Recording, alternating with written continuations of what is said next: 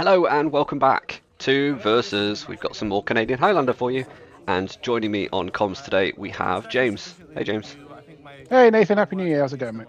Happy New Year to you. It's always an interesting conversation of how long do you say Happy New Year to people for before it's no longer acceptable, right? Well, Um, I feel like I'm saying it to the internet now, and I've definitely not said it to the internet before, so that's fair. yeah, that's fine. Happy New Year, everybody.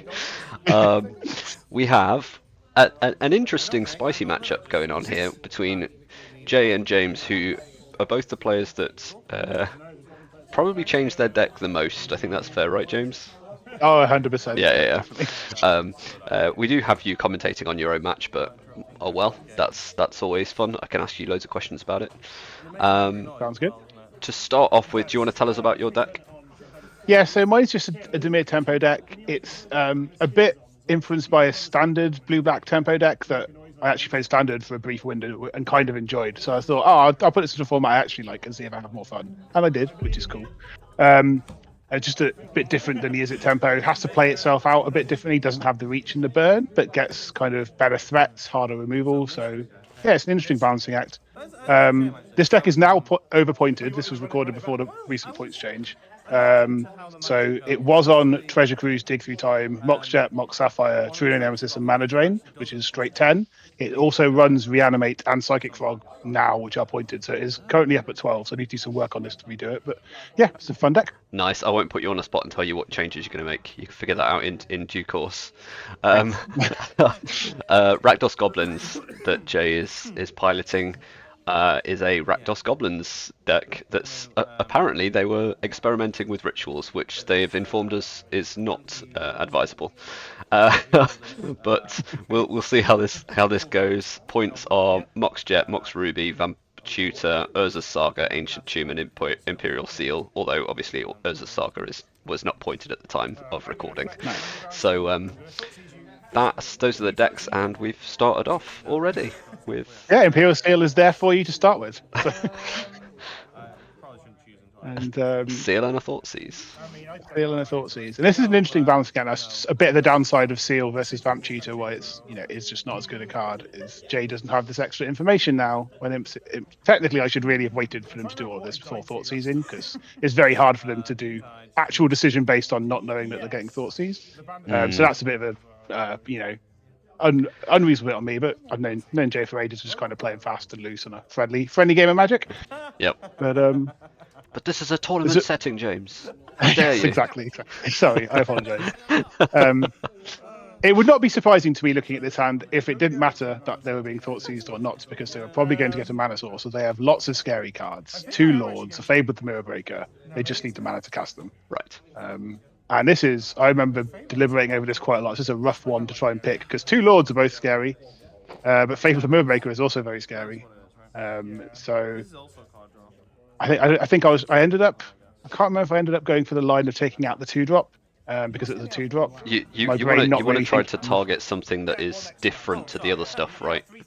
Yes, that is the other line. So it's an interesting conundrum, and my brain's I'm definitely not big brained enough to be like, oh, but what if they've gone and got a Mox or an Ancient Tomb and they're going to play a 3-drop next turn anyway, and all of that plan goes out the window. So there's a lot of layers to this that the Imperial Seal adds, which is just really fun. It's just kind of messed up. You can see by how long it has taken me to make this decision. Okay, so we're not taking this.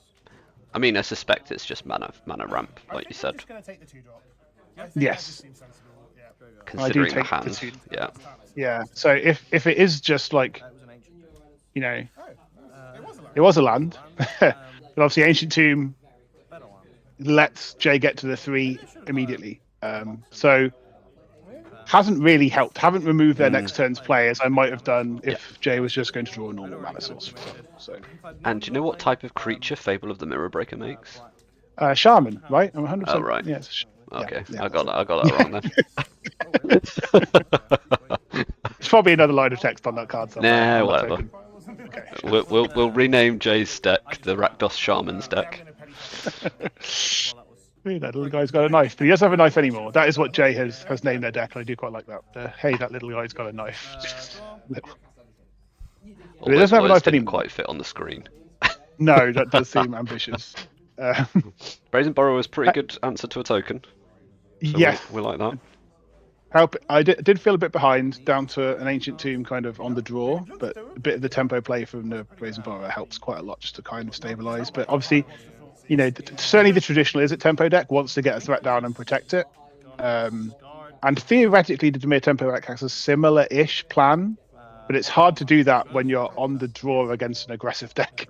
So it's just immediately a bit of reassessment for me about how I try to play this. And I have not played much tempo before, so I am learning as I go. So are you thinking then you just need to stay on top of what Jay's doing rather than focusing on getting threat down?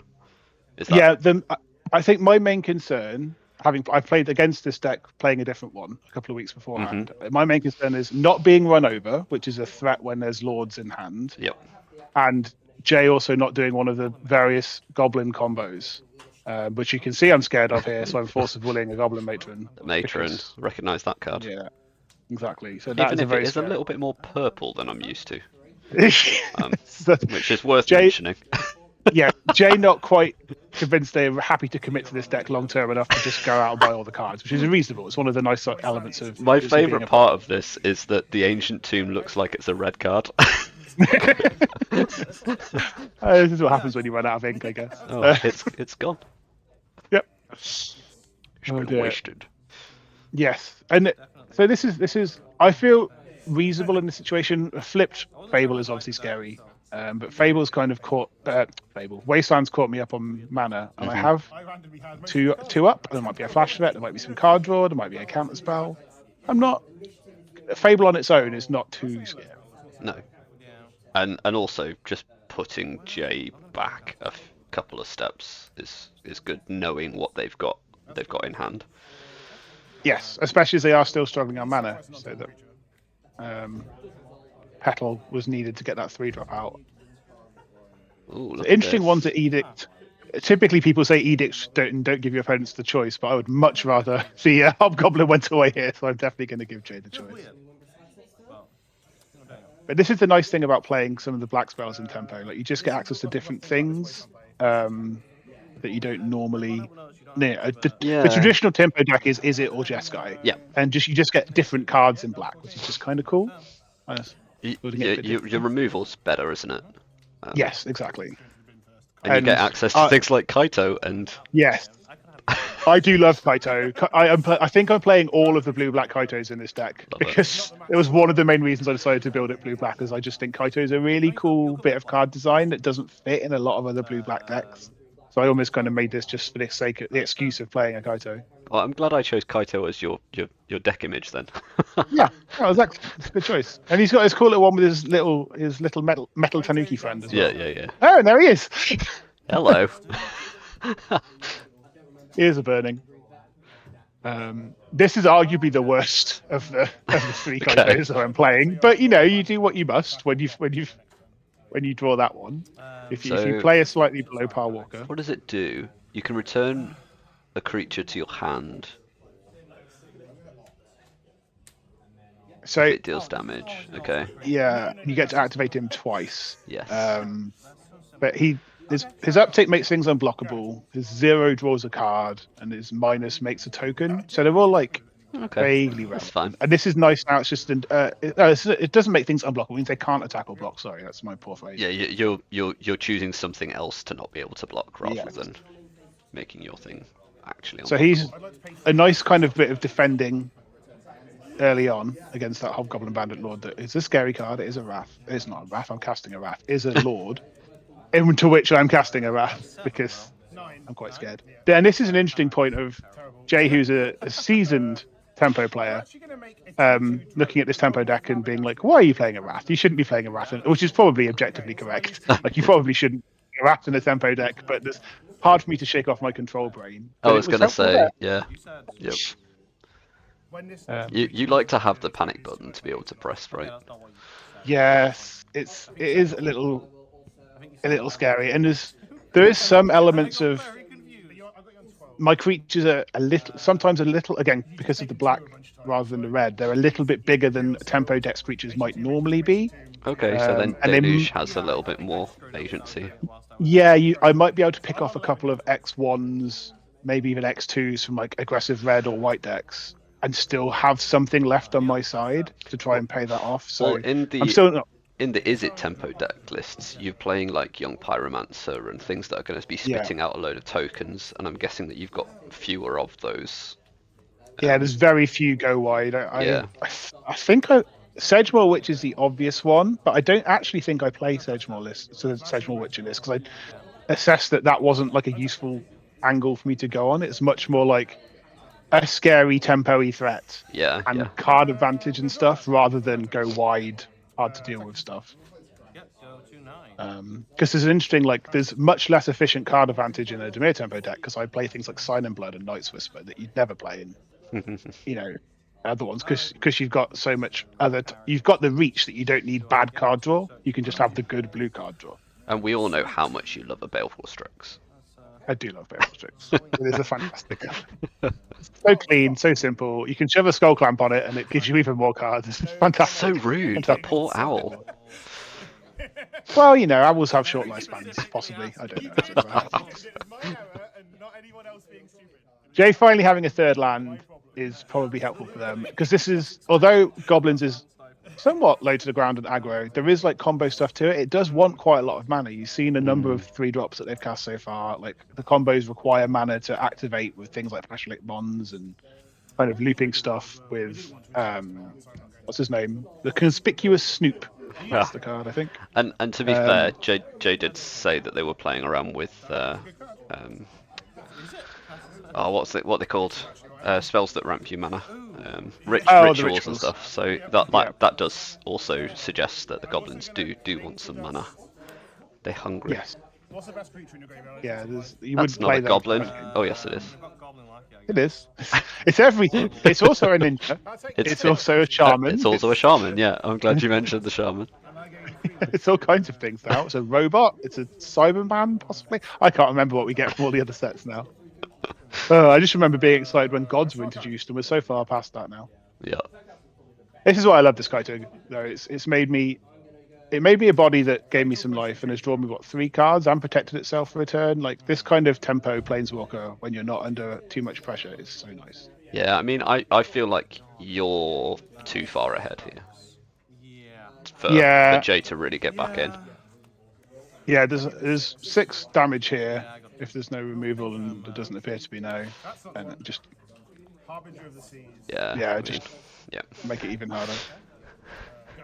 I made that comment even before realizing that Jay was down to as low a life total as they were. It was a bit of an obvious observation there. It looks like you're going to win, James.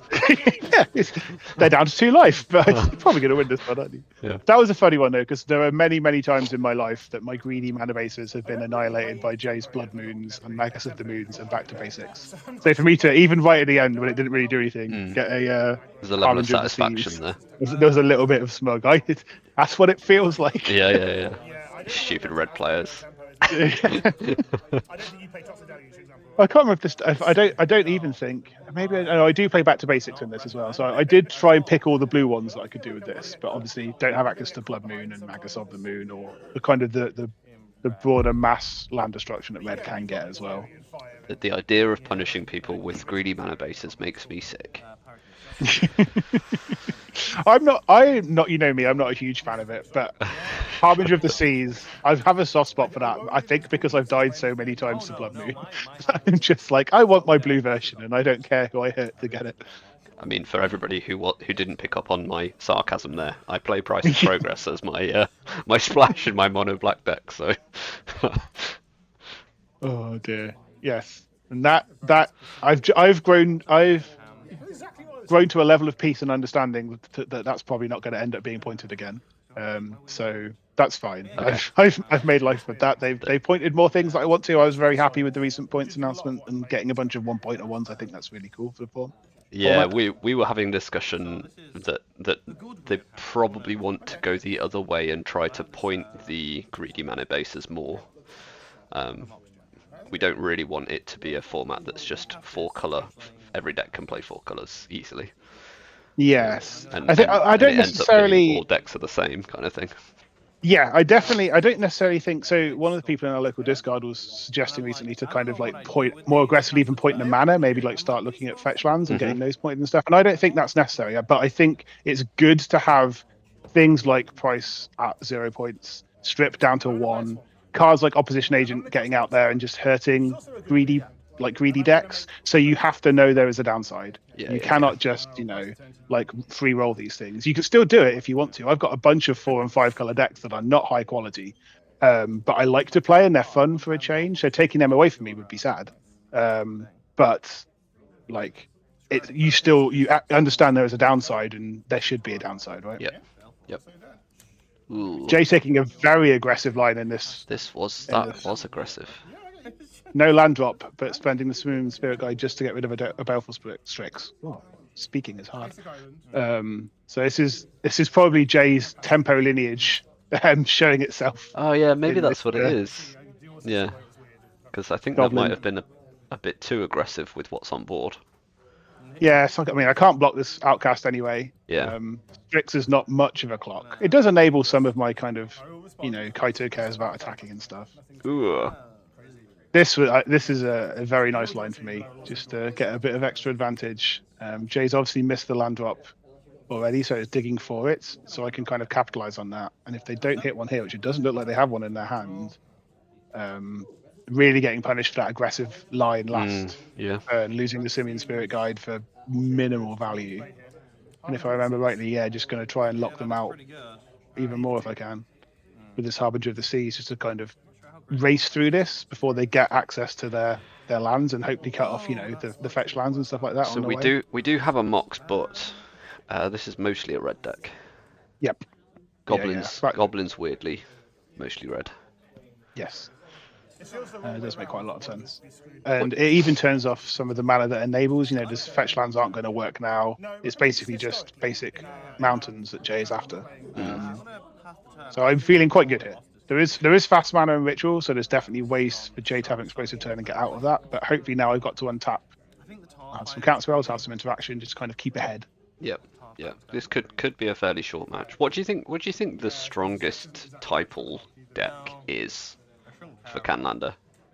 It's probably Goblins. Okay. I think that the ones that are in consideration are Goblins, Elves, and Humans. I think. But the Humans one doesn't really play as a Typal deck, right? It's just play all of the good humans, or okay. There's some payoffs, like Champion of the Parish and Thalia's Lieutenant and those types of cards that do care about building up based off of other humans, like Adeline makes humans and stuff, but they're more just about going wide with a lot of humans, and some cards do care about humans. In this Elves is obviously universe. kind of much more. Okay, yeah, Elves. Yeah. Elves is more combo centric, usually, not always, but usually, like you're just trying to get loads of mana out, glimpse of nature, draw your deck, untap your creatures, draw more of your cards, pray a hoof somebody for 78 million, or Shaman of the Pack someone out for loads of life, that type of thing. Yeah, 78 million does sound right. Yep. Yeah, that's I've not done the maths. I won't admit to that. That's a rough estimate. I've just done the maths on a fact packet, and it checks out. Cool, good, excellent. I'm glad I was right there. So a bit of Jay now has access to both of their colors of mana. So this is some element of stabilization. The board is rough to try and catch up from here, and they really need to get some of the combo lines out and just hope I don't have interaction. Mugwort Marshal and Mox also triggering the Legislator, which is nice. I can keep chewing through my deck. Just trying to sculpt this hand to deal with the things I'm scared of, which is... You're such a control player. I mean, I am.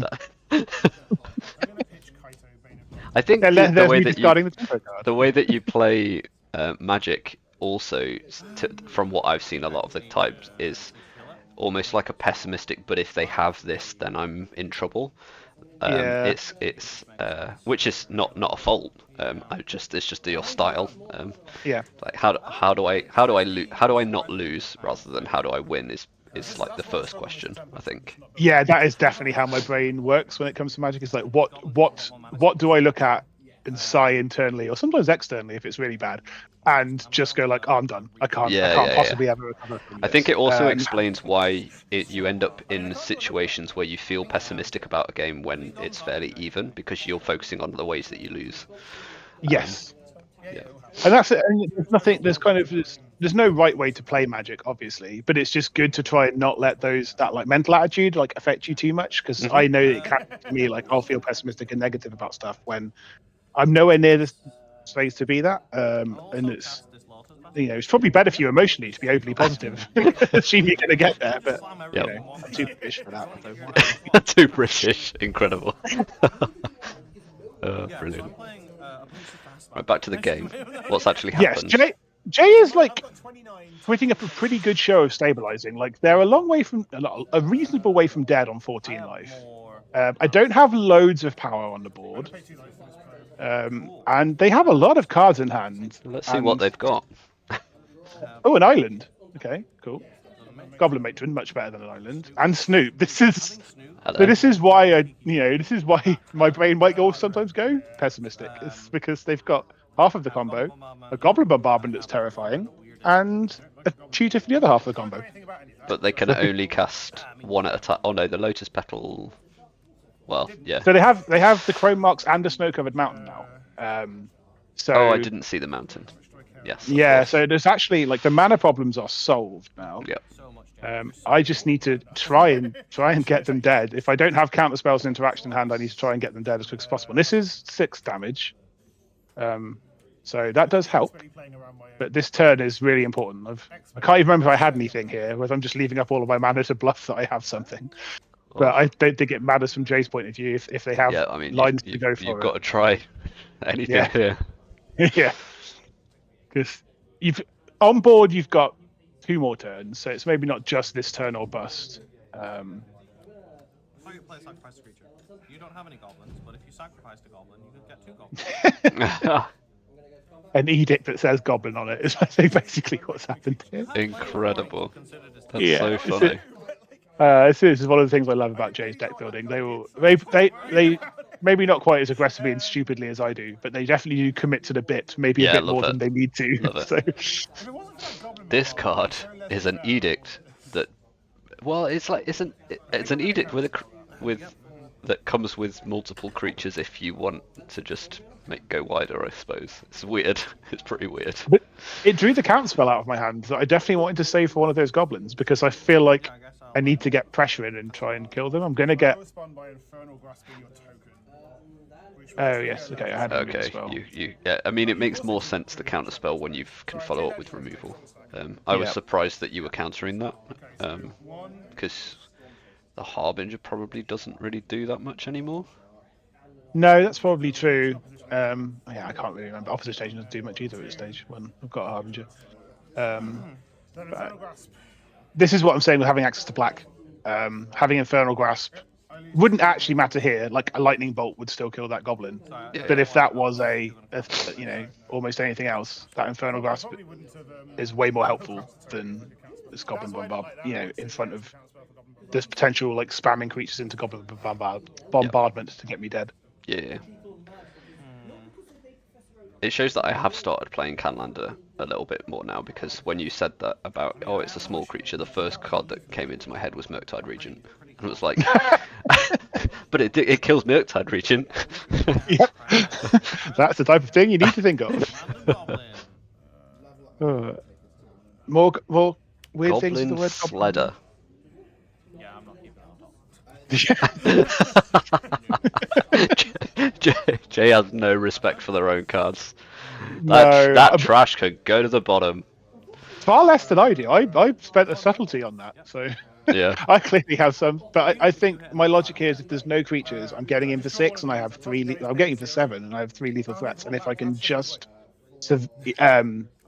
do this, what's the name? Legishredder Connive trigger properly. This was what I drew for turn.